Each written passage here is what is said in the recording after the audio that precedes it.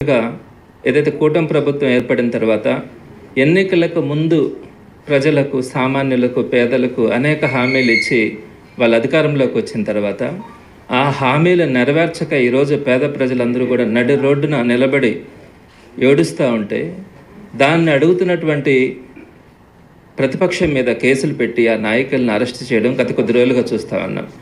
ఇదే అదనుగా కూటమి ప్రభుత్వం వరుసగా చేస్తున్నటువంటి కుంభకోణాలు, 1-2 కుంభకోణాలు కాదు, ఏ ఒక్కదాన్ని కూడా వదిలిపెట్టకుండా వారి నాయకులు కానీ పైనుంచి కింద దాకా ప్రతి ఒక్కరు కూడా ఈ కుంభకోణాలు వరుసపెట్టి చేస్తూ ఉంటే వీటన్నింటి నుంచి దృష్టి మరల్చడానికి మరింత మందిని కేసులు పెట్టి నిర్బంధించడానికి చేస్తున్నటువంటి ప్రయత్నం అయితే ఈరోజు యావత్ భారతదేశం అంతా కూడా ఆంధ్ర రాష్ట్రంలో జరుగుతున్నటువంటి ఈ అక్రమ నిర్బంధాల గురించి ఆశ్చర్యపోయే రోజున ఈరోజు ఏర్పడింది.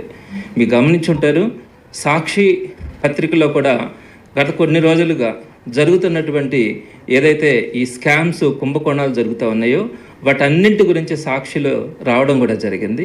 అనేక పత్రికలు, అనేక ఛానల్స్లో కూడా వరుసపెట్టి వస్తూనే ఉన్నాయి. అదేవిధంగా కూటమి ప్రభుత్వంకి సంబంధించి కూడా కొన్ని ఛానల్స్ ఉన్నాయి. కావాలంటే వారు ఆ పత్రికల్లో కానీ ఆ మీడియాలో కానీ వారు ఖండన చేసుకోవచ్చు.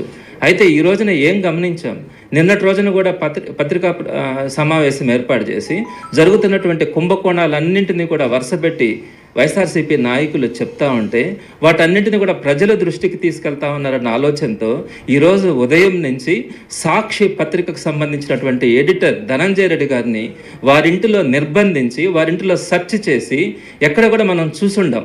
ఒక లీడింగ్ పత్రిక, ఒక లీడింగ్ మీడియా సంబంధించి అతన్ని నిర్బంధించి వాళ్ళ ఇంట్లో సెర్చ్ చేసి ప్రతి అణువణువున గాలించి చేయడం అన్నది ఈరోజు మనం గమనిస్తూ ఉంటే ఎక్కడికి వెళ్తా ఉన్నాం.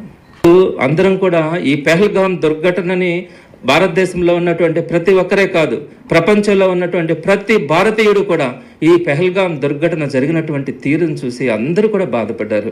ఏంటి ఈ దుర్మార్గం, ఏంటి ఈ పరిస్థితులు, ఈ విధంగా కాల్చి చంపడం ఏంటి అని నేను బాధపడతా ఉన్నప్పుడు భారతదేశ ప్రభుత్వం ఒక ప్రతిష్టాత్మకంగా ఆపరేషన్ సింధూర్ని తీసుకొని వచ్చి ఎక్కడైతే ఈ దాడులు చేస్తూ ఉన్నారో ఈ విధంగా ఉన్నటువంటి ఈ గ్రూపులన్నిటినీ కూడా వారందరినీ కూడా ఏరివేయాలా అన్న ఆలోచనతో ఈరోజు ఆపరేషన్ సింధూర్ని తీసుకొని వచ్చి భారతదేశం గర్వపడేలా, ప్రపంచంలో భారతదేశం యొక్క కీర్తి రెపరెపలాడేలా ఈరోజు ఆపరేషన్ సింధూర్ని ప్రతి భారతీయుడు గర్వపడే విధంగా ఈరోజు ఆ కార్యక్రమం జరుగుతూ ఉన్నప్పుడు ప్రతి రాష్ట్రంలో ఉన్నటువంటి అక్కడ ఉన్నటువంటి అడ్మినిస్ట్రేటివ్ పవర్స్ కానీ, అదేవిధంగా అక్కడ ఉన్నటువంటి పోలీసు కానీ, డిపార్ట్మెంట్స్ అన్నింటినీ కూడా మన సెంట్రల్ గవర్నమెంట్కి కానీ మన సైనికులకు కానీ వారందరికీ కూడా అండగా నిలబడి ఎక్కడైతే ఈ ఆపరేషన్ సింధూర్ జరుగుతుందో దానికి సంబంధించినటువంటి రిఫ్లెక్షన్స్ ఎక్కడా కూడా ఇబ్బందులు కలగకుండా అందరూ కూడా అలర్ట్గా ఉండాల్సినటువంటి సందర్భం.